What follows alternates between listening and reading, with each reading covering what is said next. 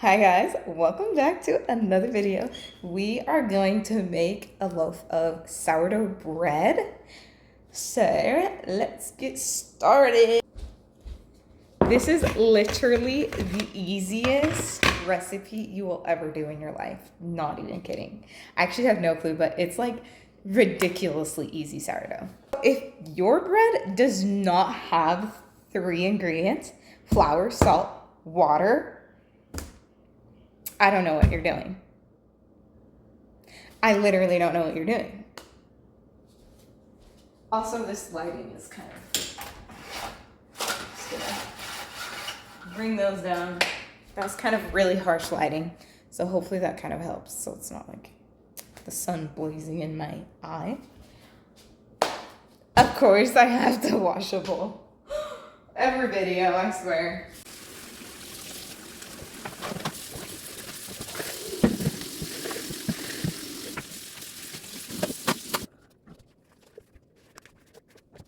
Okay, we have the bowl ready. Turning on the scale. Hit 0, place it on there. We're working with 500 grams of flour. So I legit just like shimmy it in there because 500 grams of flour is a decent amount. Halfway.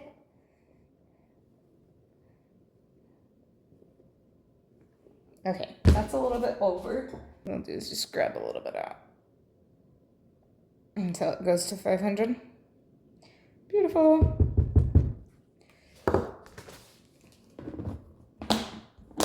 And then 350 grams of water. I do it pretty warm.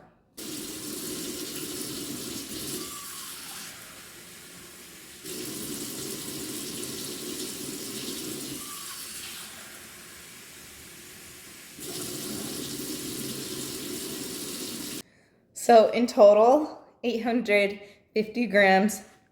We're just gonna set the scale aside and mix this up.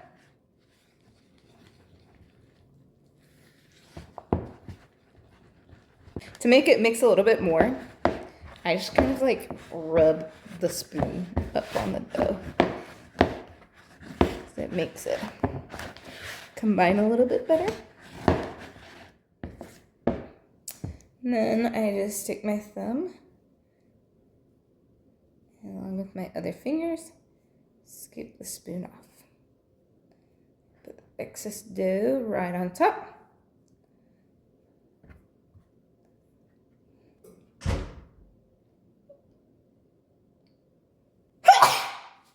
Excuse me.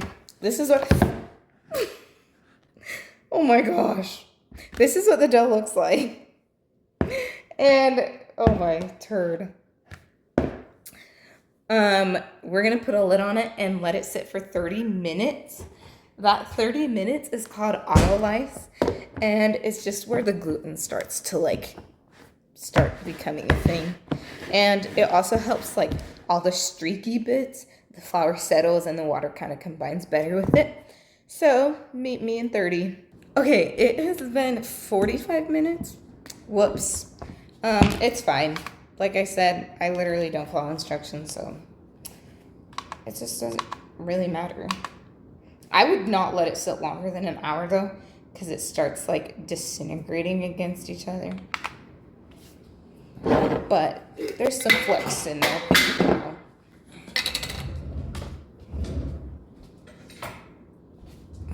We're gonna add 100 grams of sourdough starter. And like I said earlier, I wanted really strong starter. This is very strong starter, okay? She's beautiful.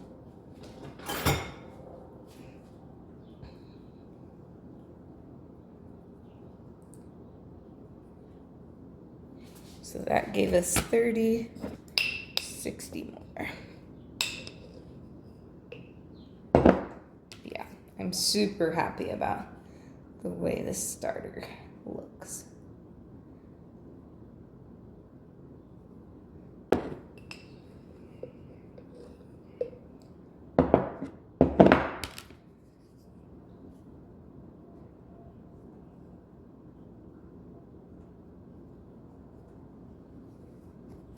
So that's 100, and then I'm going to shimmy 10 grams of salt.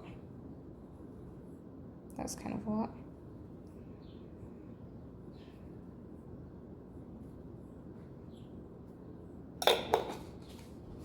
This is where we get down and dirty. So here's the salt and starter in there. I just get my hand wet so there's less friction. And then I go underneath everything. Sorry, that's not a good angle. Pull up, and look how flexible that dough is. Our dough was not that flexible before, but the autolyse allows it to stretch like that. So again, I go underneath all the way and pull away from the bowl. Very good dough. And I'll do that like twice more, maybe once more. As you stretch the dough, it gets a lot more thick.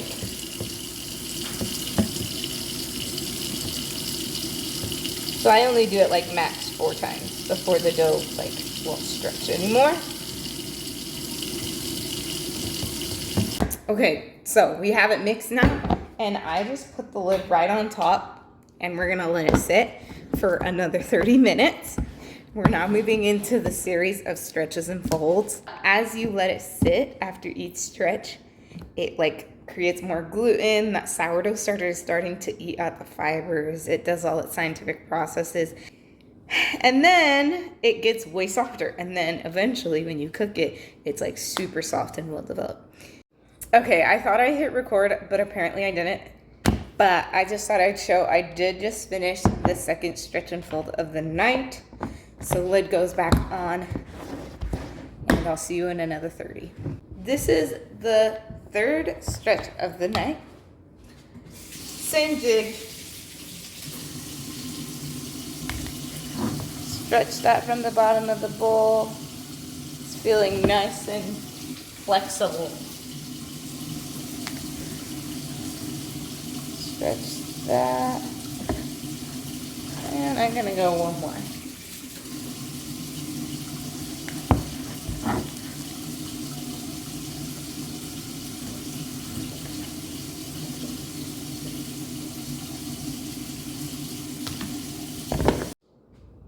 This is the last stretch and fold for the night.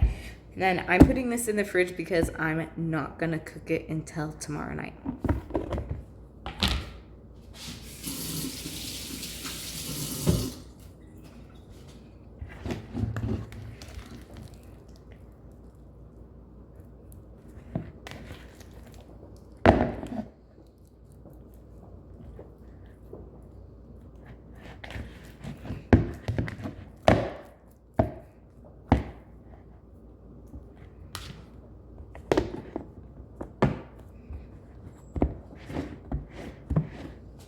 Alrighty guys, we are back 24 hours later, ready to cook this bread.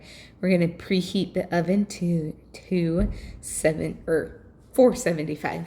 Here's our bread tin. And I get some parchment paper out.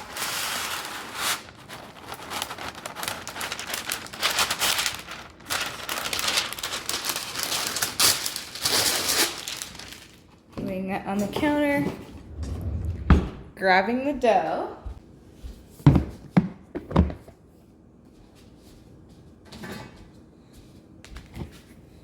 Look at that. Looks great. Not sticky at all. So we will grab a spatula and scoop the sides from under it.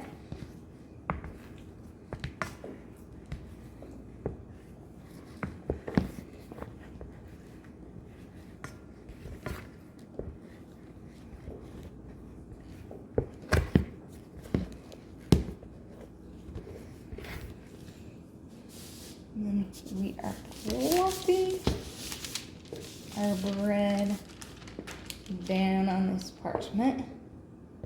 And then I just slide this right in here.